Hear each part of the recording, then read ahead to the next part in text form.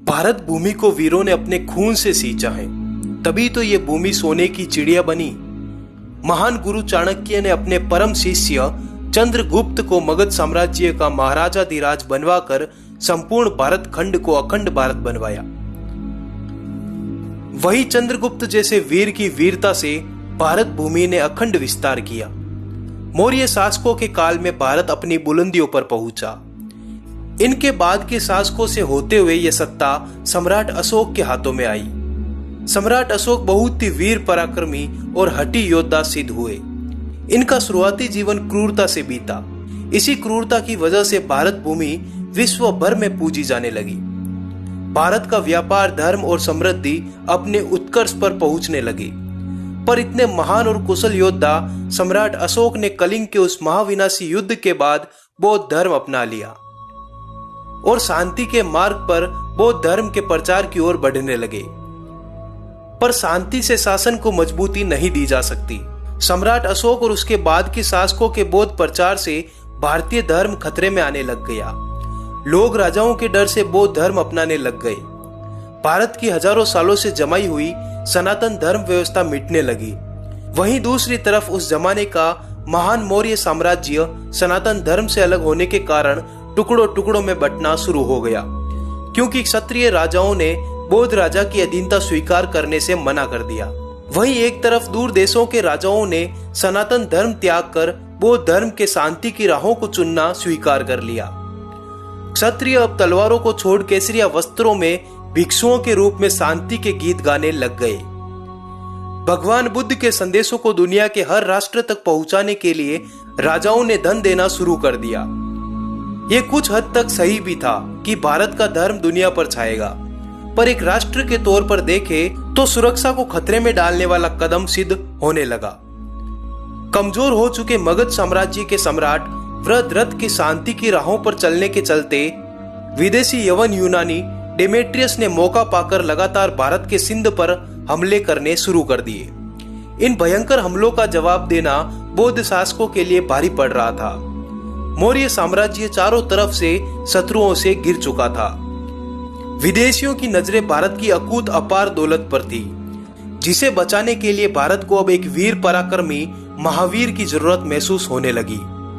ऐसे वीर योद्धा की जो वैदिक धर्म की पुनः स्थापना करे और शांति को छोड़ तलवार को स्वीकारते हुए युद्ध का शंखनाद करे। ऐसे योद्धा की जो अपने देश, धर्म, धन और समाज की रक्षा करे।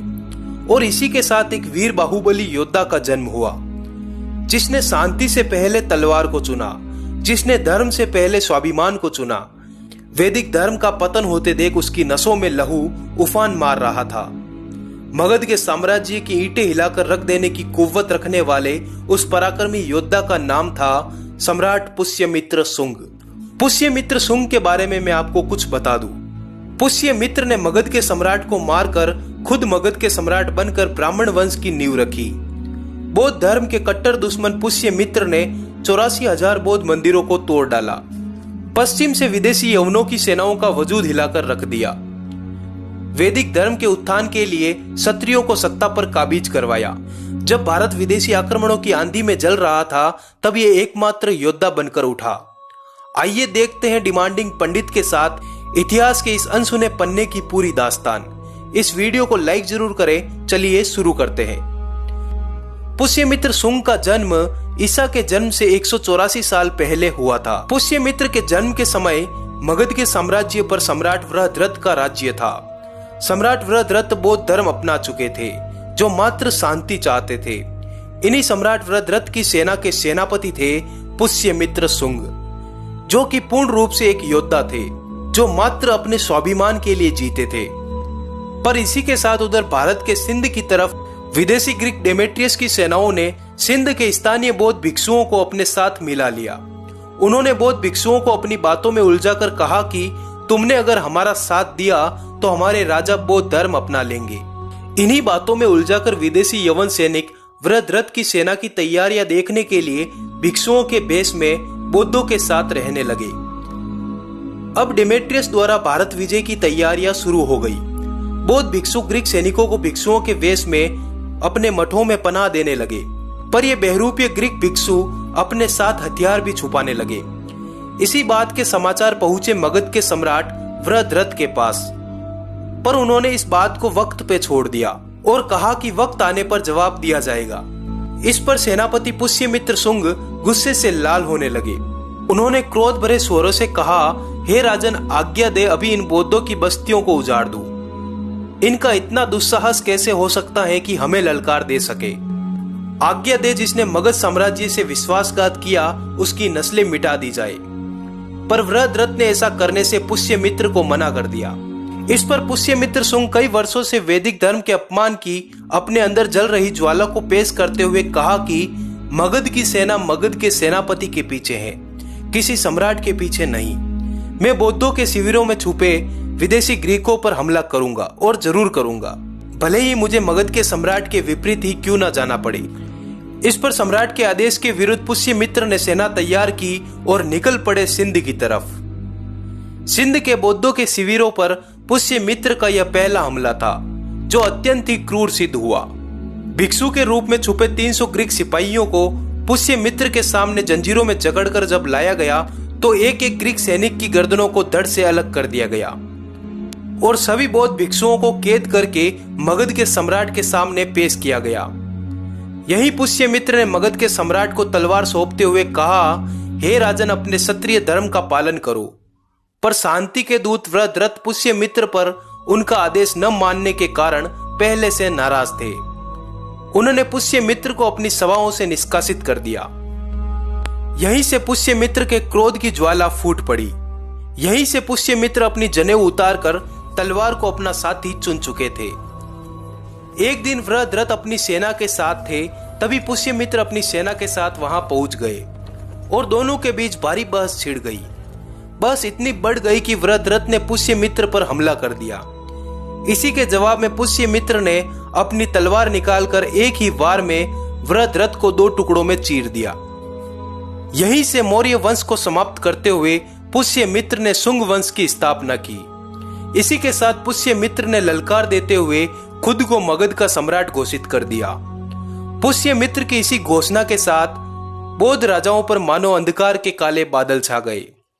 पुष्यमित्र ने सम्राट बनते ही सबसे पहले क्षत्रियों की शुद्धि का काम शुरू किया और अपनी सेनाओं में क्षत्रियों को जोड़ना शुरू कर दिया और इसी सेना के साथ निकल पड़े पश्चिम की तरफ और भयावह हमले के साथ मिनेंडर की सेना पर ऐसा धावा बोला कि मिनेंडर युद्ध का मैदान छोड़कर ही भाग निकला। फिर भी पुष्यमित्र की सेनाओं ने उसका सिंधु नदी के पार तक पीछा किया। यहीं से सालों से शांति के धुन में जी रही मगध की सेनाओं को फिर से नया जोश मिला।